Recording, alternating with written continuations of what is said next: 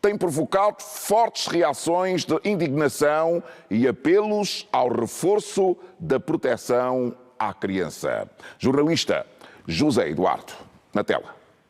Atos transformados em notícias que rapidamente viralizaram e obrigaram a intervenção policial. O registro vem dos municípios do Huambo, Cala e Bimbe, tendo como protagonistas duas mães e uma avó. No município do Bimbe, uma cidadã de 19 anos de idade pôs fim à vida da sua filha de 1 ano e 5 meses de idade, tudo porque esta entendeu reatar o relacionamento com o ex-marido e este, por sua vez, exigiu como condição para o efeito sacrificar a vida da filha desta cidadã aqui no município do Huambo. Tratou-se de uma cidadã de 20 anos de idade que decidiu também pôr fim à vida da sua filha, menor de 7 meses de idade. Decidiu envolver a criança neste saco plástico e posteriormente lançou esta menor num riacho que liga os bairros de São Pedro e da Calomanda. No município da Cala, tratou-se de uma cidadã de 36 anos de idade que, em estado supostamente de embriaguez, quando chegou a casa, depois de a menor de 3 anos de idade ter-lhe seguido até ao interior do quarto, lá aposta, agarrou o pescoço da menor e foi embatendo a cabeça contra a parede. Esta ação causou um politraumatismo craniano à menor, não resistiu e teve morte imediata. Para uma mãe que guarda, gera e protege a vida, a fazer esta barbaridade. O coração de uma mãe não é apenas um músculo que bate sem parar. O coração de uma mãe é acolhimento, é amor constante, incessante. O coração de uma mãe é consolo, é proteção. Do IDAC vem o reforço do apelo às famílias para que redobrem a atenção a alguns sinais que incentivam ações que podem terminar em tragédia. Quando o abandono é constante entre a mãe e a filha, já devemos saber que não há ligações afetivas acérrimas para poder continuar. A família deve denunciar esses factos, deve prestar atenção ao facto de uma mãe constantemente abandonar o seu filho. A forma como a mãe lida com a criança também diz muito sobre o que ela vai querer fazer no futuro. Para este sociólogo, nada justifica a retirada da vida de outrem. A criança, a primeira coisa que precisa é o direito de viver. E nos primeiros 5 anos, que são considerados o período de sobrevivência, a mãe é simplesmente a pessoa mais importante para que a criança sobreviva. As cidadãs envolvidas nos casos de homicídio de menores já estão a contas com a justiça.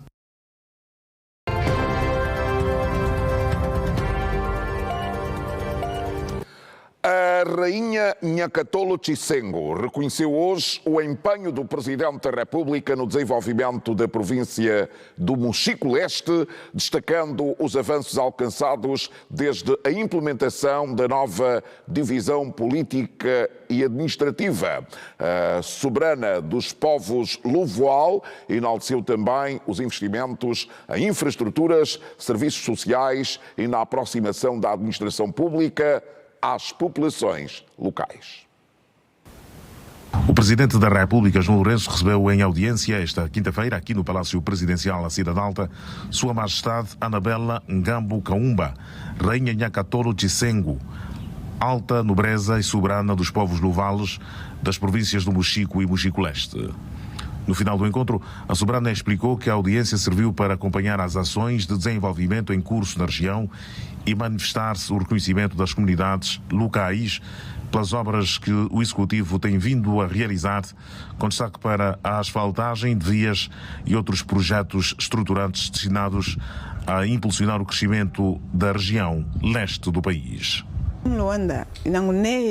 Portanto, através da nova província do Mochico-Leste, falar com Sua Excelência Senhor Presidente a questão do acompanhamento e também agradecer pela via que está sendo asfaltado e também outras questões ligadas ao desenvolvimento da própria província, tendo em conta a província nova. Viemos agradecer também quanto à máquina que nós recebemos, trator, para o cultivo, na agricultura, no caso. Então, recebemos e temos que agradecer, porque, afinal de contas, a partir de hoje, vamos trabalhar para o desenvolvimento da província relativamente na área da agricultura.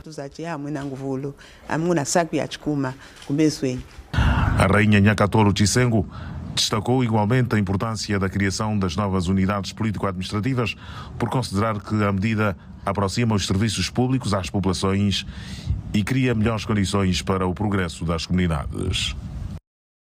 Uma mensagem do Presidente da República dirigida ao homólogo do Vietnã, To Lan, secretário-geral do Partido Comunista do Vietnã e Presidente da República Socialista do Vietnã, foi entregue em Hanoi ao Ministro dos Negócios Estrangeiros da República Socialista do Vietnã. A missiva esclarece os sentimentos de amizade, fraternidade e solidariedade entre os povos e governos dos dois países e foi entregue por Tete António, Ministro das Relações Exteriores, momentos antes do início das conversações oficiais entre as delegações de Angola e do Vietnã. Durante o encontro, os dois chefes de diplomacia passaram em revista o atual estado das relações bilaterais e analisaram medidas concretas para o reforço da cooperação entre os dois países em diversos domínios de interesse comum. As partes concordaram em preservar o nível de confiança política existente, bem como em dinamizar os mecanismos de cooperação que contribuam para o desenvolvimento económico e social de Angola e também do Vietnã. E o Ministro das Relações Exteriores, Tete António, depositou em Hanoi uma coroa de flores no mausoléu do presidente Ho Chi Minh, em homenagem ao pai da nação vietnamita. A cerimónia decorreu num ambiente de respeito e solenidade, tendo contado com a presença dos embaixadores e altos funcionários do Ministério das Relações Exteriores. Após a deposição da coroa de flores, a delegação angolana realizou uma visita guiada à histórica Casa de Palafitas do presidente Ho Chi Minh, carinhosamente tratado pelo povo vietnamita como Tio Ho. Durante a visita, o ministro Tete António tomou conhecimento de diversos aspectos marcantes da vida e obra do líder revolucionário vietnamita, cuja visão política, patriotismo e dedicação ao seu povo continuam a inspirar gerações dentro e fora do Vietnã. O ministro Tete António enalteceu as qualidades humanas e políticas do fundador da nação vietnamita.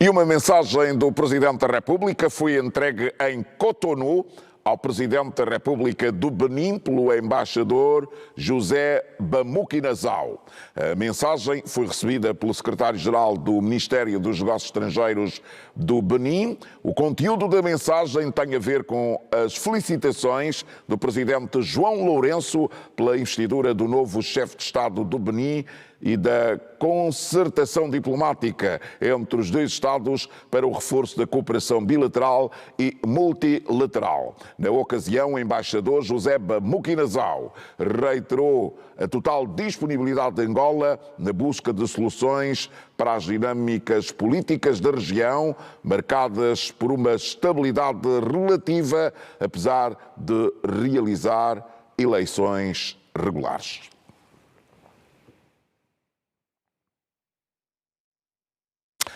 A economia angolana continua a apresentar sinais de recuperação e estabilidade, com a inflação a recuar de 14% em dezembro para 11% em abril deste ano, enquanto o Produto Interno Bruto registrou um crescimento superior a 5%. Os indicadores foram apresentados durante uma reunião da equipa técnica, ocasião aproveitada pelo ministro José de Lima Massano para destacar ainda o aumento das reservas internacionais líquidas para 15,9 mil milhões de dólares em 2025, valor suficiente para garantir cerca de 8 meses de importação de serviços e bens. A economia nacional está a crescer. O Produto Interno Bruto registrou um crescimento acima dos 5% no segundo trimestre de 2026, impulsionado pela dinâmica do setor não petrolífero, que cresceu perto de 6%. A inflação reduziu, passou de 14% em dezembro de 2025 para 11,6% em abril do presente ano, registrando-se uma desaceleração no ritmo de preços, motivada pela classe de alimentação e bebidas não alcoólicas, que registrou maior produtividade. Um outro indicador macroeconômico prende-se com o estoque da dívida pública, que em 2025 cifrou-se nos 68 mil milhões de kwanzas, abaixo dos 60%, limiar estipulado pela Lei da Sustentabilidade da Dívida Pública. O desempenho da economia foi apresentado ao Grupo Técnico Empresarial pela equipa econômica durante uma reunião liderada pelo Ministro de Estado para a Coordenação Econômica, José de Lima Massano.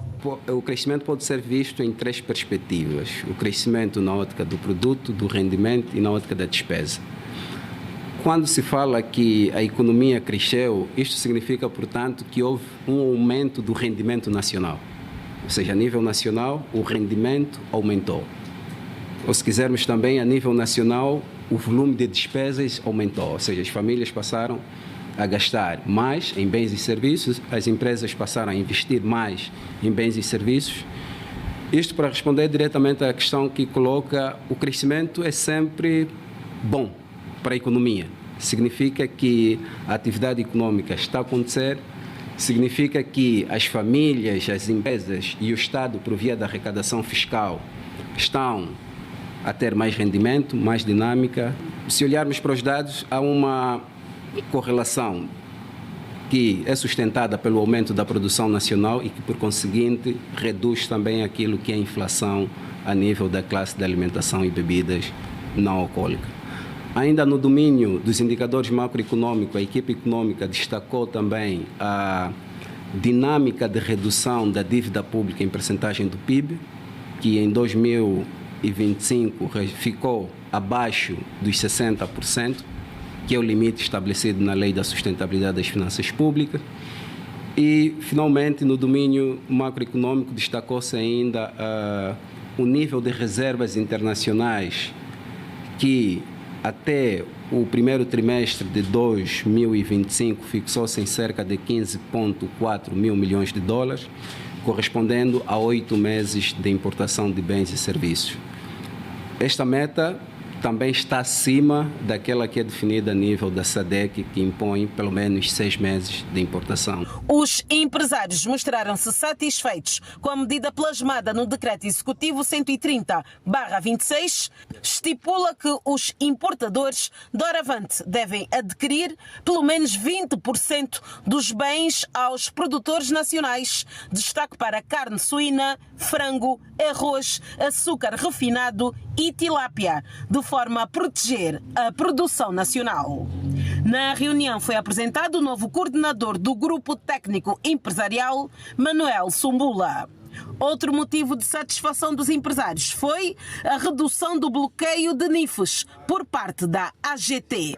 Tem a ver com a AGT e que incide necessariamente, que é uma preocupação da classe empresarial, que é os bloqueios dos NIFs, e que também já nos foi dado nota do trabalho que está a ser feito e o levantamento, porque neste momento, segundo a informação que nos passaram, os NIFs já não estão a ser ser bloqueado como acontecia antes. Pode haver ainda aqui alguns deslizes que entendemos na próxima semana, nesta reunião, podemos olhar com lupa e perceber exatamente aonde é que está ainda o buzil para podermos ajudar então a resolver essa questão com o apoio dos técnicos da AGT. Foi ainda lançado repto ao setor privado para a implementação de mais matadouros locais, de forma a potenciar o abate e transformação de frangos. Turismo, finanças, pescas, indústria e comércio foram setores que dominaram o encontro. O grupo técnico empresarial é formado por 22 associações e 4 consultores. Os desafios da implementação dos modelos de governação corporativa e dos sistemas de controlo interno nas instituições financeiras estiveram hoje em análise. No primeiro painel, representantes do Standard Bank Angola, Banco Angolano de Investimento e Banco de Poupança e Crédito partilharam experiências sobre a implementação dos modelos de governação corporativa e de controlo interno no sistema financeiro nacional. Já o segundo painel abordou as responsabilidades dos órgãos da administração e fiscalização, bem como a eficácia das normas de governação corporativa e controlo interno nas instituições financeiras à luz do novo quadro regulamentar do Banco Nacional de Angola. Na abertura do encontro, o governador do Banco Nacional de Angola, Manuel Tiago Dias, destacou que a governação corporativa constitui hoje um elemento indispensável para a estabilidade e credibilidade do setor financeiro. A governação corporativa deixou há muito de constituir apenas uma exigência regulatória. Hoje, afirma-se como um pilar essencial da solidez das instituições financeiras, da estabilidade do sistema financeiro e da proteção dos depositantes, investidores e demais partes interessadas. O responsável referiu ainda que o Banco Nacional de Angola continua empenhado no reforço do quadro regulatório, alinhando-o às melhores práticas internacionais e promovendo uma cultura de responsabilidade, ética e transparência nas instituições supervisionadas. Segundo Manuel Tiago Dias, o aviso número 3/26 representa um importante instrumento para consolidar mecanismos de supervisão mais eficazes e fortalecer a gestão prudente dos riscos no sistema financeiro. Reforçando de forma permanente os mecanismos de supervisão prudencial e de salvaguarda da estabilidade financeira. O workshop serviu ainda para promover a troca de experiências entre reguladores, supervisores e instituições financeiras, numa iniciativa que o Banco Nacional de Angola considera fundamental para o fortalecimento da estabilidade financeira e da confiança no sistema bancário nacional. O Ministro dos Transportes reuniu-se hoje com os principais decisores do setor bancário nacional para apresentar os projetos estruturantes implementados nos últimos anos e reforçar a cooperação com as instituições financeiras. Durante o encontro, Ricardo Abreu desafiou a banca a assumir um papel mais ativo no financiamento de infraestruturas estratégicas.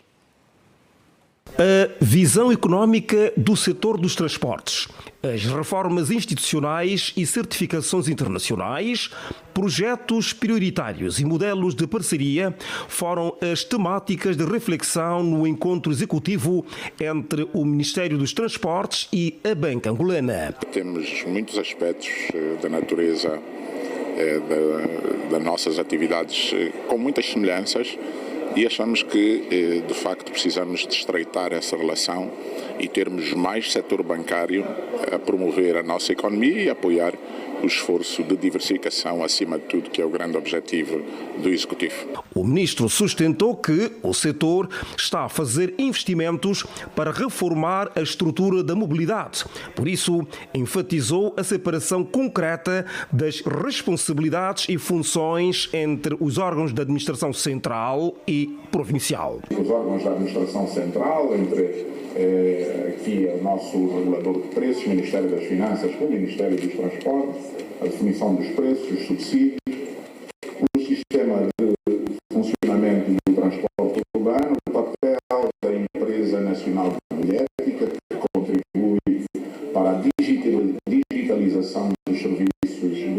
transportes.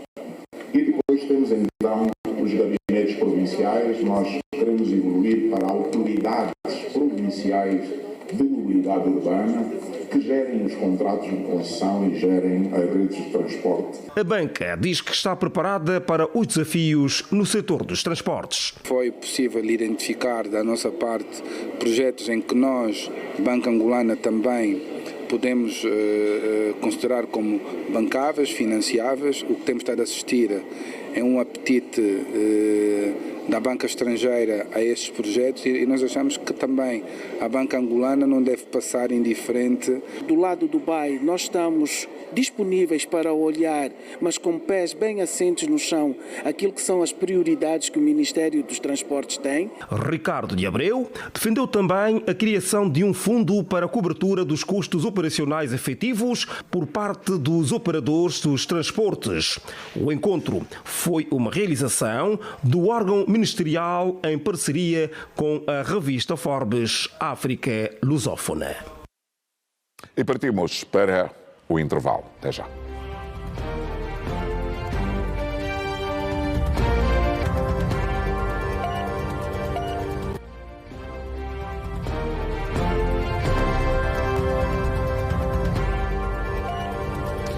E no regresso ao telejornal, agora dizer que num ambiente marcado pela dor, oração e profunda comoção, os restos mortais do arcebispo emérito do Lubango, Dom Zacarias Camoenho, repousam já no cemitério dos padres espiritanos da Missão Católica da Comuna da Huila. Familiares, fiéis, membros do clero e diversas individualidades estiveram presentes para a última homenagem a uma das mais respeitadas figuras da Igreja Católica em Angola, cuja vida ficou marcada pela defesa da paz, da reconciliação e da dignidade humana. A reportagem com a Carla Miguel.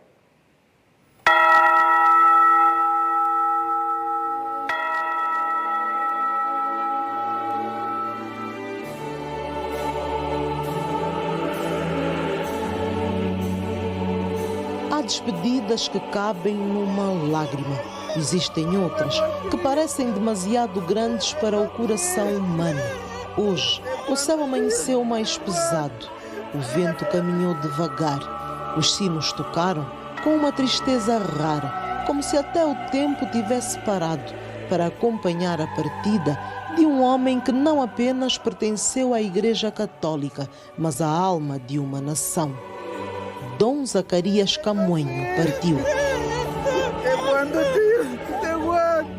Na hora do adeus, a homenagem dirigida ao arcebispo emérito do Lubango, que não gritou para ser ouvido. Falou com a serenidade dos homens que sabem que o diálogo é a arma mais potente para se estabelecer a paz. E à procura do teu rosto, a tua porta bateu. Trabalhou muito para que houvesse paz, para que houvesse fé, esperança nos cristãos. Para além de dar o último adeus, viemos homenagear um grande homem, um grande pai de facto, e que marca as nossas vidas de modo particular. Pelo papel que ele desempenhou na sociedade angolana, precursor da paz, dedicou-se e empenhou-se na procura de soluções, inclusive os caminhos que nos levaram para a paz definitiva que Angola conhece hoje. Há idosos que o conheceram como pastor. Há jovens que ouviram falar da sua coragem.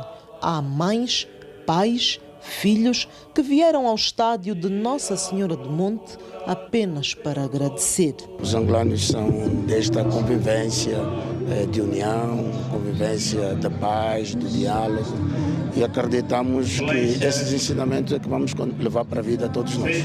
Além de ter sido uma pessoa amiga, tive a honra e o privilégio de ter estado no jubileu de 50 anos do seu bispado. portanto, e também o privilégio de ter recebido pessoalmente o último livro dele, acreditei, por isso falei. Um cuidador, um homem resiliente, um homem bom, que deixa um legado. Familiares, fiéis, autoridades religiosas, governamentais, políticas, sociedade civil percorreram 25 quilómetros até a comuna da Huila. O cemitério dos missionários da Congregação do Espírito Santo foi o local escolhido para repousarem os restos mortais daquele que descobriu cedo que a maior autoridade não nasce do poder, mas da capacidade de escutar o sofrimento dos outros. Estão enterrados os primeiros missionários caboqueiros, quer dizer, aqueles que evangelizaram a região sul de Angola, jazem aqui. E então Dom Zacarias pediu que também, quando morresse, esse lugar mesmo onde ele está a ser enterrado, fosse enterrado aí neste lugar, junto dos missionários que vieram. Uns são angolanos, outros são estrangeiros. Nem sempre a morte consegue apagar a presença de quem viveu para servir. Nas flores depositadas junto à urna, nos rostos molhados, há histórias de vida tocadas pelo seu exemplo. Quantos metros tem teu coração, Dom Zacarias? Partiu para a eternidade, o construtor de pontes, o semeador da reconciliação, a inspiração de jovens promissores, o filho do Bailundo, o servo de Deus. Num espaço entre 5 a 10 anos, os restos mortais de Dom Zacarias Camoenho serão transladados para a Catedral da Diocese do Sumbe, por ter sido o primeiro bispo daquela diocese. Até lá, o arcebispo emérito do Lubango vai repousar neste Campo Santo. As imagens são de Antônio Chiloia, Batista João, Bertim Jacob e Carla Miguela, TPA, na província da Huila. Que sua alma descanse em paz, Dom Zacarias. E a TPA acaba de perder o jornalista de línguas nacionais Figueiredo Casimiro. Apresentador da língua nacional Umbundo, nasceu em 1974 na região do Cubal, província de Benguela. Ingressou nos quadros da TPA em 2004 e já colaborou em vários órgãos de comunicação social, como o jornal Kessongo. Foi também colaborador do programa radiofónico de responsabilidade da Igreja Católica em Benguela, denominado Ondaka Yongongela. Nesta hora de dor e luto, a TPA inclina-se perante a alma do seu quadro e endereça à família, colegas e amigos os sentimentos de pesar.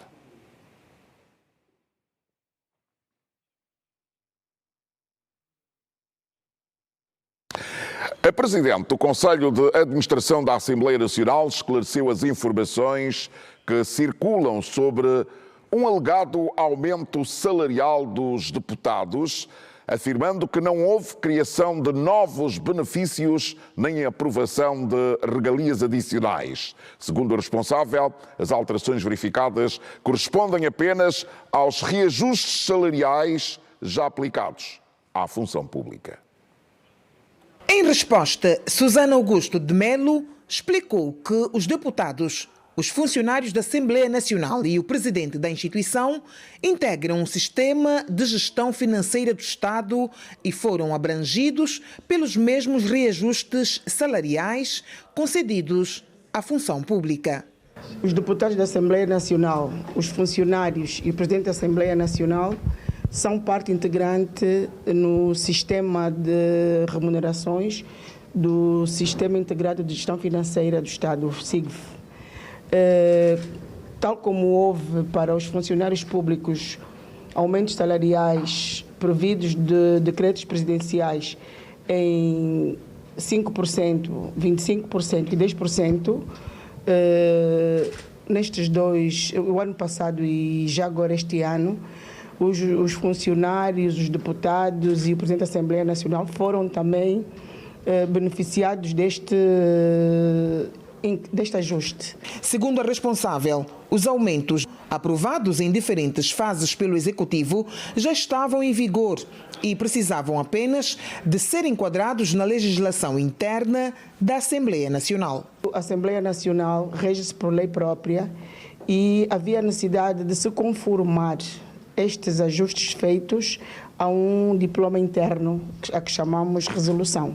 Portanto, o que ocorreu, e por uma questão de estarmos legalmente em ordem, fez-se esta conformação da Lei 6/19 com o surgimento desta Resolução 15/26. A polêmica surgiu após a divulgação da Resolução 15/26, interpretada por vários internautas como um novo aumento dos salários dos parlamentares. O Estado angolano continua a assegurar a maior parte dos recursos destinados ao combate ao VIH-Sida no país. Uma garantia dada esta manhã pelo Secretário de Estado para a Saúde Pública durante a discussão na especialidade da proposta de lei sobre a resposta integral ao VIH nas comissões de trabalho especializadas do nosso Parlamento.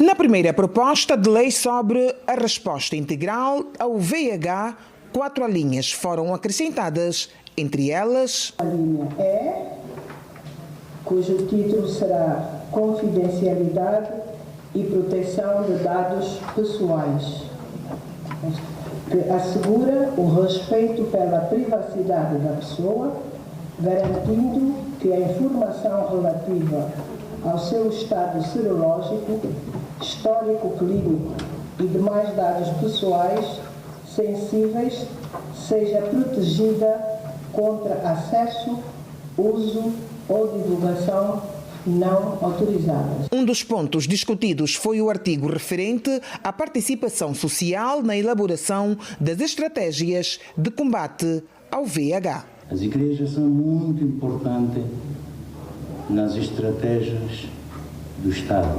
Ter-se alguma ponderação sobre aquilo que está a ser concretizado, para depois vermos que quando a lei diz que garantir financiamento sustentável, se nós depois vamos conseguir, nas dotações subsequentes do Orçamento Geral do Estado, assegurar aquilo que está a ser aprovado sob forma de lei do Parlamento.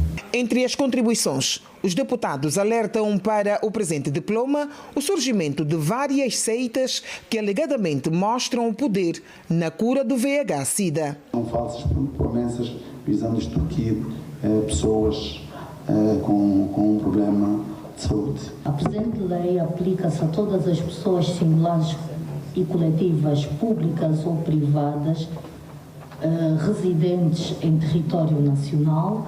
Durante os trabalhos, o secretário de Estado para a Saúde Pública esclareceu que cerca de 60% dos custos do tratamento antirretroviral são suportados pelo Estado angolano, contrariando a percepção de que a resposta nacional depende maioritariamente de financiamento externo.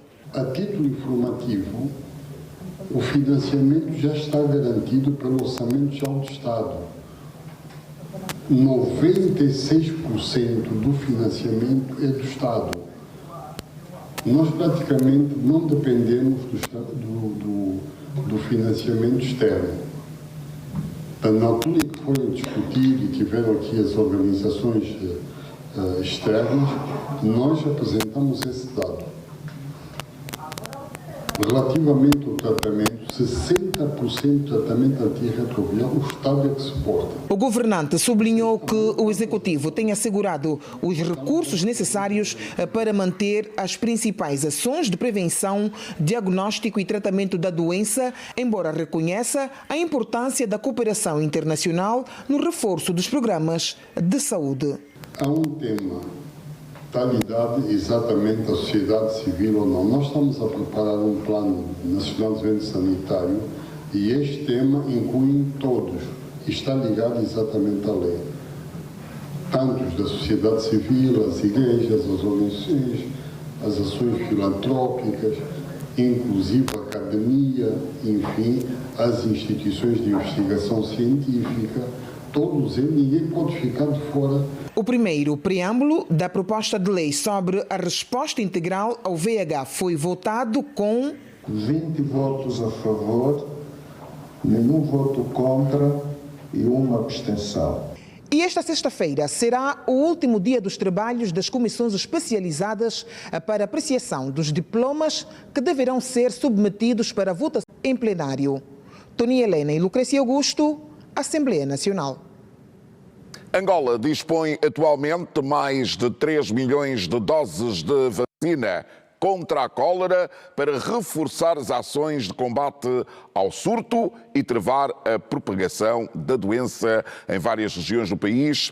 Uma informação que surge numa altura em que decorre igualmente a campanha de vacinação contra a varíola dos macacos nas províncias fronteiriças com a RDC. As províncias do Ije, Luanda e Icolo e Bengo, as regiões mais afetadas, enquanto as crianças menores de 4 anos continuam a representar uma das faixas etárias mais atingidas pela doença. Nas últimas semanas, as províncias mais afetadas são aquelas que eu já mencionei, que são as províncias de Benguela, o Ije, Icolo e Bengo, Malange e Kwanza Norte, e dizer que a magnitude não é igual em toda província, em todas as províncias, né? Porque temos municípios em que que são notificados casos e outros municípios não. As autoridades sanitárias angolanas anunciaram reforço das medidas de combate à cólera. A mobilização de mais de 3 milhões de vacinas surge como uma resposta estratégica para travar a propagação da doença e proteger as populações mais vulneráveis. A vacina é 100% segura, não tem contraindicações e é apontada atualmente como a medida mais eficaz na prevenção contra a malária. Nós mobilizamos já mais do que 3 milhões de doses de vacina para o país, para vacinarmos o mesmo número de pessoas, não é? Mas tudo em função da situação epidemiológica. Atualmente, cerca de 20 países enfrentam surtos de cólera, sobretudo em África e na Ásia, tornando a luta contra a doença um desafio de dimensão global. Isso quer dizer que houve um aumento na pressão dos sistemas de saúde para lidar com este patógeno, com esta bactéria. Essa pressão, ela traz um aumento da necessidade do uso da vacina. Como a doutora Alda comentou, a vacina é escassa, não há vacina para todos os casos de cólera globalmente. Isso requer uma estratégia muito coordenada para saber quais comunidades precisam da vacina. Relativamente à Impox, a Direção Nacional de Saúde garantiu que as vacinas já foram distribuídas para as províncias fronteiriças, reforçando a capacidade de prevenção e resposta rápida perante eventuais casos da doença. Estamos a ver agora os casos em Cabinda e no Ije. Há uma resposta em curso. Todas essas províncias receberam vacina e estão a vacinar as pessoas em risco. Os dados foram apresentados durante o encontro realizado sob o lema Informar com Equilíbrio, o papel do jornalismo do bem-estar psicológico em contextos de crise, e reuniu representantes da Organização Mundial da Saúde, da Cruz Vermelha, organizações comunitárias, especialistas do Ministério da Saúde e jornalistas de diversos órgãos de comunicação social. Evitar alarmismos e sensacionalismo e combater os rumores e desinformação. O que é que vai fazer? Vai contribuir para o bem-estar psicológico das populações e das equipas de resposta que estão no terreno. O encontro serviu igualmente para destacar a importância da informação responsável e do jornalismo de qualidade na sensibilização das comunidades, no combate à desinformação e no fortalecimento da confiança pública durante emergências sanitárias.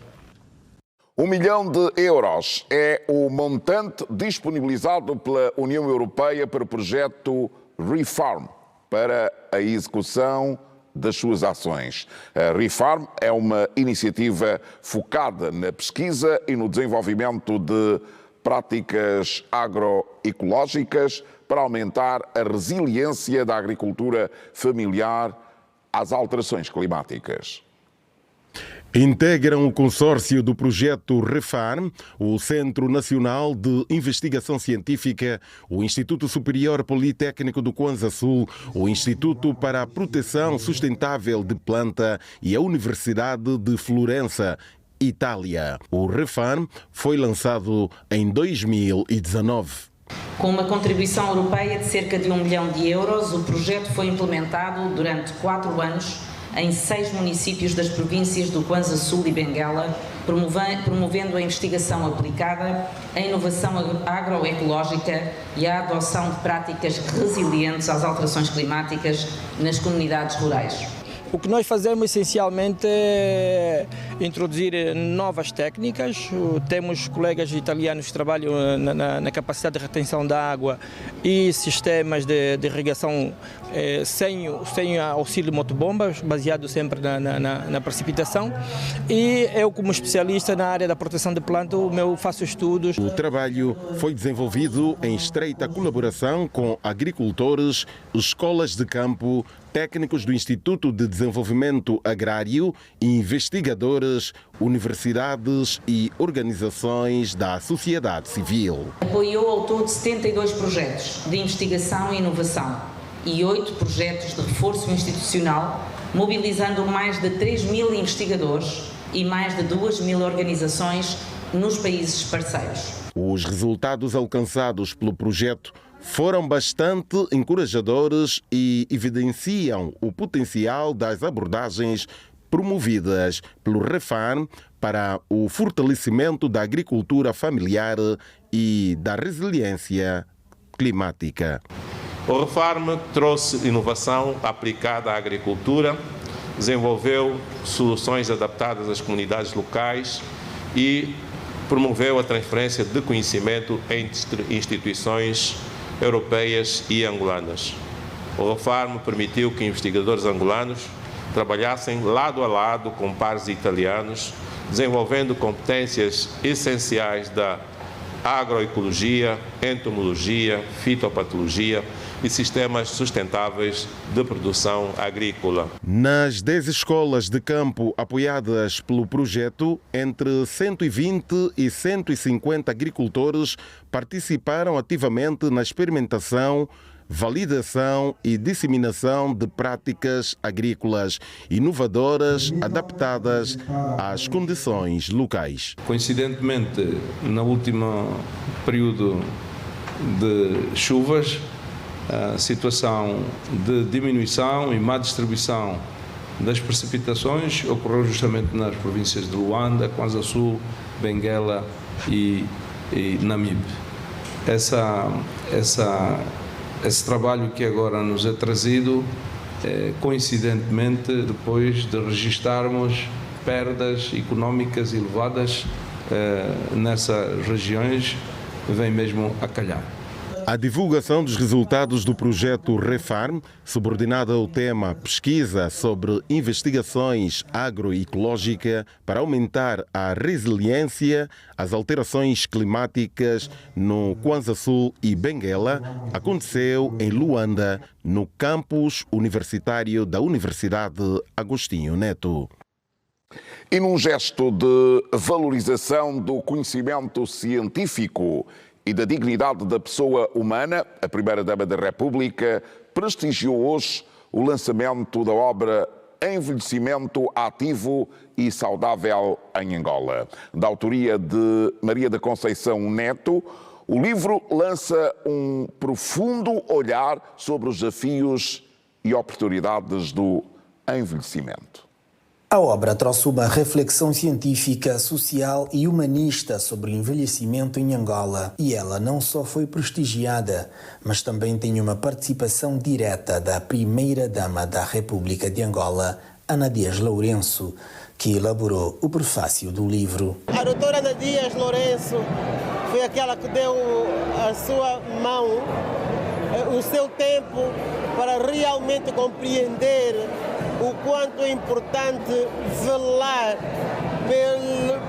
pelo processo de desenvolvimento do capital humano angolano. Já o pós-fácio foi feito por Dom Zacarias Camuenho, antes do seu passamento físico.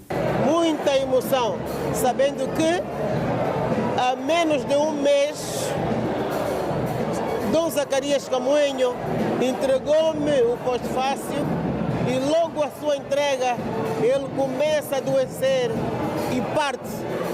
E se for ler esse pós-fácio, é de despedida. Ele despediu-se. O destaque recai para a importância de garantir às pessoas idosas melhor qualidade de vida e reconhecimento ao contributo prestado à sociedade. Para a autora, esses e outros fatores contribuirão significativamente para um envelhecimento ativo e saudável em Angola. Que nenhum país se desenvolva ou se mede pela força das suas instituições, pela imponência das suas infraestruturas, pela dimensão das suas reservas, mas mede-se da forma como cuida dos seus cidadãos, do seu processo de desenvolvimento, em todas as etapas de desenvolvimento e de forma muito particular dos seus anciãos.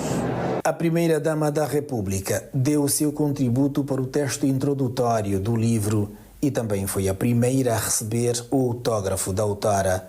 Ana Dias Lourenço marca o lançamento da obra através das notas a tinta e também pela presença. O envelhecimento ativo e saudável em Angola chega agora para elevar a cultura social e literária do país. É uma obra muito profunda, uma obra que demonstra que ela investigou anos a fio para trazermos essa obra com muito rigor científico, com muita profundidade. É a primeira obra literária da autora Maria da Conceição Neto. Vem como um contributo científico, olhando com olhos de ver para o tempo, a vida, as experiências e a dignidade do envelhecer. E abre com uma convidada que dispensa apresentações, a primeira-dama da República, Ana Dias Lourenço. No AMBO, a parceria público-privada no setor da educação apresenta bons indicadores. No presente ano letivo, novas escolas entraram em funcionamento para dar resposta à demanda e inserir mais crianças no sistema normal de ensino. Passos apressados que acompanham a dinâmica do tempo e a vontade da formação. Consigo obter muitos conhecimentos esse que no início eu achava impossível de conseguir perceber, mas graças a Deus, com a ajuda dos professores excelentes que a gente tem, consegui perceber. Tive aulas práticas, como podemos ver, nós temos aqui laboratórios devidamente equipados, temos excelentes professores que, graças a eles, hoje estou aqui formado no curso de enfermagem geral. São alunos e professores determinados a participar em breve do processo de crescimento do país com aposta forte no rigor e qualidade formativa. Este nível de qualidade de ensino incidiu também em valores, estamos a dizer, na disciplina, na responsabilidade e na inovação contínua em relação aos nossos estudantes. O que mais nos deixou satisfeitos é que os estudantes conseguiram se enquadrar às metodologias que nós implementamos a eles. O investimento em laboratórios garante a uniformidade entre a teoria e a prática nos cursos de enfermagem geral, análises clínicas e, em breve, estomatologia e fisioterapia. No presente ano letivo foram matriculados mais de 700 alunos, dos quais 201 finalistas. Tratando-se de uma referência no que a formação de quadros diz respeito, no AMBO são construídas e inauguradas pelo governo local novas infraestruturas escolares todos os anos. Um desafio que conta com o abraço de parceiros aos mais variados níveis. Com segurança de que vão aprender nesses cursos e vão ter meios para praticar, para se formarem para o mercado de trabalho. No AMBO, em dias de balanço, dados do Gabinete Provincial da Educação revelam que os indicadores são animadores. O ano letivo 2025-2026 fica marcado pelo reforço da parceria público-privada, que garantiu a inserção de mais alunos no sistema normal de ensino. E agora, o estado do tempo.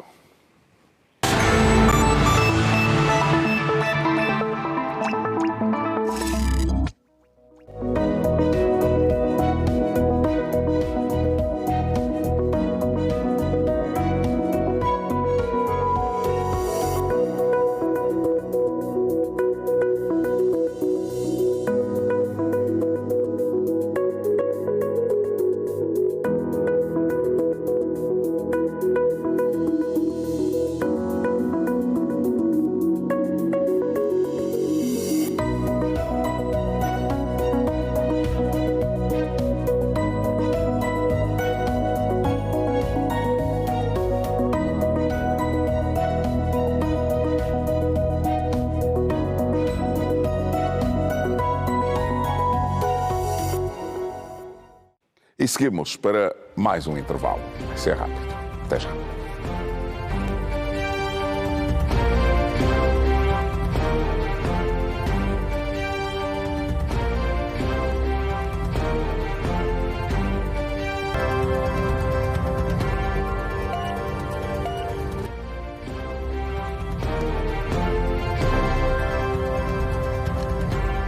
Estamos de regresso para a última parte do telejornal. Dissemos que a economia angolana continua a apresentar sinais de recuperação e estabilidade, com a inflação a recuar de 14% em dezembro para 11% em abril deste ano, enquanto o produto interno bruto registrou um crescimento superior a 5% no primeiro trimestre e não no segundo trimestre, como fazia referência a peça emitida hoje no telejornal. De recordar que os indicadores foram apresentados ontem pelo ministro por técnicos da equipa económica, ocasião aproveitada pelo ministro José de Lima Massano para destacar ainda o aumento das reservas internacionais líquidas para 15,9 mil milhões de dólares em 2025, um valor suficiente para garantir cerca de 8 meses de importação de serviços e também de bens. Angola participou na 25ª reunião de ministros da Defesa da Comunidade dos Países de Língua Oficial Portuguesa, realizada na República Democrática de Timor-Leste. A delegação angolana foi chefiada pelo Ministro da Defesa Nacional, antigos combatentes e veteranos da pátria, Lúcio Amaral, que sublinhou o compromisso de Angola com a paz e segurança coletiva e a cooperação multilateral no espaço da CPLP. O ministro destacou também a importância da organização na transformação e partilha da língua portuguesa numa estratégia comum de defesa e segurança, reafirmando o papel de Angola na promoção da estabilidade regional e na valorização da interpolaridade das Forças Armadas dos Estados-membros. Paralelamente à reunião, o ministro Lúcio Amaral manteve um encontro de cortesia com o primeiro-ministro de Timor-Leste, Kai Rala-Xanana Guzmão, com quem abordou a necessidade do reforço da cooperação no domínio da defesa e da segurança marítima, bem como o aprofundamento das relações políticas e institucionais entre os dois países.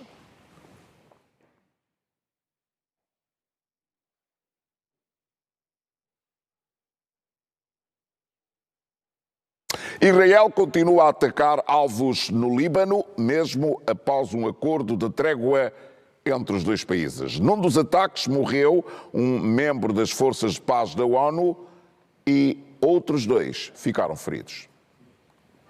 O Hezbollah rejeitou hoje o plano de cessar-fogo negociado entre as autoridades israelitas e o governo do Líbano, mediado pelos Estados Unidos. Num comunicado, o líder do Hezbollah, Naim Qassem, disse que enquanto a ocupação existir, a resistência vai continuar. As a result of U.S.-led negotiations, Israel and Lebanon agreed to the implementation of a ceasefire.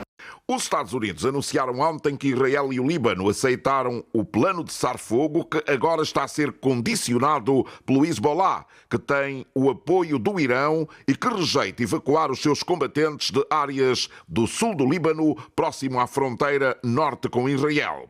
O chefe do gabinete do Departamento de Estado disse que essas medidas permitirão o progresso rumo a um acordo de paz e segurança abrangentes. Mas o Hezbollah não participou nestas negociações. O seu líder chamou hoje a declaração de Washington de um roteiro para a aniquilação de uma parte do povo libanês e a escravidão de outros. Qassem disse que o cessar-fogo deve incluir o sul do Líbano, onde Israel declara ter ocupado uma zona de segurança que tem como objetivo proteger o norte de Israel dos ataques do Hezbollah.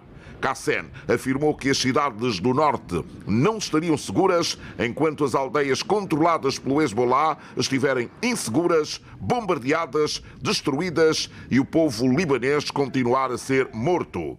Esta manhã, o ministro da Defesa de Israel disse que, por enquanto, as forças armadas do seu país vão continuar a bombardear zonas identificadas no sul do Líbano. Fumaça de explosões foi depois vista na fronteira norte de Israel. As hostilidades entre o Hezbollah e Israel reacenderam a 2 de março, quando um grupo abriu fogo em apoio ao Irão, enquanto era atacado pelos Estados Unidos e Israel. Apesar de várias declarações de cessar-fogo, a guerra não tem data nem hora para terminar. Teherão exige o fim dos ataques israelitas no Líbano como parte de qualquer acordo. A Assembleia Geral das Nações Unidas elegeu ontem a Áustria, o Quirguistão, Portugal, Trindade e Tobago e o Zimbábue para o Conselho de Segurança da ONU, composto por 15 membros para mandatos de 2 anos a partir do dia 1º de janeiro de 2027. A Alemanha, que havia feito forte lobby por uma cadeira, ficou em terceiro lugar entre as 2 vagas disputadas pelo grupo da Europa Ocidental e de outros, com 104 votos contra 134 de Portugal e 131 da Áustria. O Conselho de Segurança é o único órgão da ONU que pode tomar decisões juridicamente vinculativas, como impor sanções e autorizar o uso da força. Possui 5 membros permanentes com direito a veto, nomeadamente o Reino Unido, a China, a França, a Rússia e os Estados Unidos.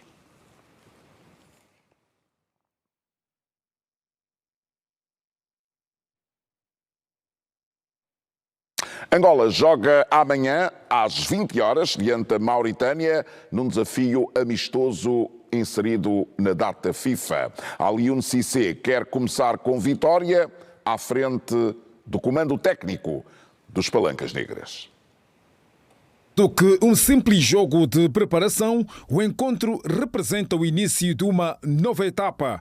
Alioune Cissé procura implementar a sua filosofia de jogo e consolidar a identidade competitiva dos Palancas Negras, a começar diante da Mauritânia esta sexta-feira, às 20 horas. Depois do sorteio das eliminatórias do CAN 2027, Angola já conhece os adversários que terá pela frente no Grupo B: Egito, Malawi e Sudão do Sul. A qualificação arranca em setembro, o que torna cada minuto testes amigáveis uma oportunidade valiosa para preparar os desafios oficiais que se aproximam.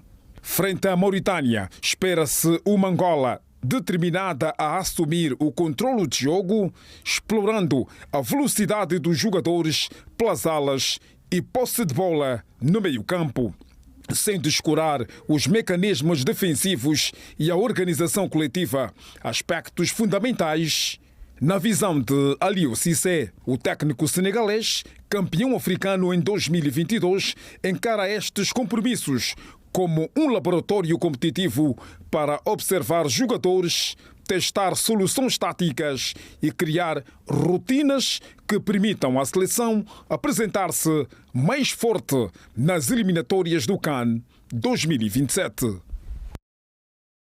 Mais de 120 estudantes da Universidade Técnica de Angola participam numa excursão científica às províncias do Ambo e do Bié.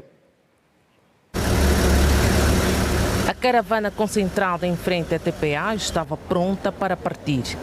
4 horas da manhã, últimos acertos eram feitos. Tudo pronto. Destino, província do Bié. São cerca de 200 integrantes a caravana que não passou despercebida na cidade do Ambo. Para alguns estudantes, era uma viagem cansativa e outros mostraram-se descontraídos e deslumbrados pela paisagem que, a cada quilómetro, apresentava características únicas de um país que pode-se mesmo afirmar que o Criador não poupou nos detalhes, tornando-o simplesmente belo. Sim, estou a gostar de conhecer, de ver. Muito bonitas as paisagens daqui da província do Ambo. Na Chicala Chuluanga, uma paragem obrigatória. Frente à viagem que está a acontecer, o pneu está vazio. E neste momento, qual é a solução? A solução estamos aqui a revelar para ver se vamos acrescentar o ar. Caso não acrescentar, vamos avançar até a Vila Nova, tiramos o pneu de socorro e vamos tentar continuar com a viagem. Estamos nas imediações das Pedras Candumbo, uma localidade do município de Chicala Chuluanga. Partimos quando eram sensivelmente 5 horas, são neste momento 6h45 e esta paragem obrigatória também está a permitir a alguns membros integrantes desta caravana tomarem um pouco de sol, pois a temperatura está baixa, são cerca de 9 graus Celsius nesta altura. Ao longo do trajeto, a quantidade de carros e as curvaturas da via, a caravana parecia circular na cadência de uma serpente.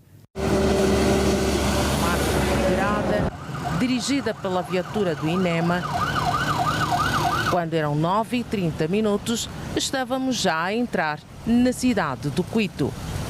Instalados, agora sim, tudo começa. Chegamos finalmente ao Quito, ao Bié, onde vamos nos instalar. Como puderam verificar, fomos muito bem recebidos. Em Angola formamos sim com qualidade e eu poderia aqui citar diferentes evidências. Quando os nossos graduados, os graduados no país, em todas as instituições, são chamados para fazer formação pós-graduada fora do país, nós temos exemplo de angolanos e angolanas que se saem muito bem ao nível dos mestrados e dos doutoramentos que fazem em universidades europeias e americanas e, portanto, isto é uma evidência mais do que suficiente para acreditarmos no nosso produto, no produto nacional. É aqui, no Largo da Solidariedade, no Quito, onde os cerca de 200 integrantes da caravana da Universidade Técnica de Angola, docentes, estudantes e técnicos, ficarão durante 10 dias. Para esta edição do Telejornal, mais uma retificação. A Assembleia Geral das Nações Unidas elegeu ontem a Áustria, o Quirguistão, Portugal, Trindade e Tobago e o Zimbábue para o Conselho de Segurança da ONU, composto por 15 membros para mandatos de 2 anos a partir do dia 1º de janeiro de 2027. A Alemanha, que havia feito um forte lobby para uma cadeira, ficou em terceiro lugar entre as duas vagas disputadas pelo grupo da Europa Ocidental e de outros, com 104 votos contra 134 de Portugal e 131 da Áustria. O Conselho de Segurança, recordo, é o único órgão da ONU que pode tomar decisões juridicamente vinculativas, como impor sanções e autorizar o uso da força. Possui 5 membros permanentes com direito a veto: Reino Unido, China, França, Rússia e Estados Unidos. Telejornal, a notícia em primeiro lugar. Daqui a pouco vem aí o Wilson Chinavi. E porque hoje é quinta-feira, o assunto da grande questão é: qual é o ponto de situação da varíola dos macacos no nosso país? Aí está o painel, como vocês podem neste momento acompanhar. Está a doutora Paula Paixão, ela é diretora adjunta do Instituto Nacional de Investigação de Saúde. O doutor Eusébio Manuel é o chefe do Departamento de Vigilância Epidemiológica da Direção Nacional de Saúde Pública. O doutor João Bernardo, diretor clínico do CETEP, e o mestre em Saúde Pública, doutor Jeremias Agostinho. Um assunto que você não pode perder. Boa noite. Eu volto amanhã.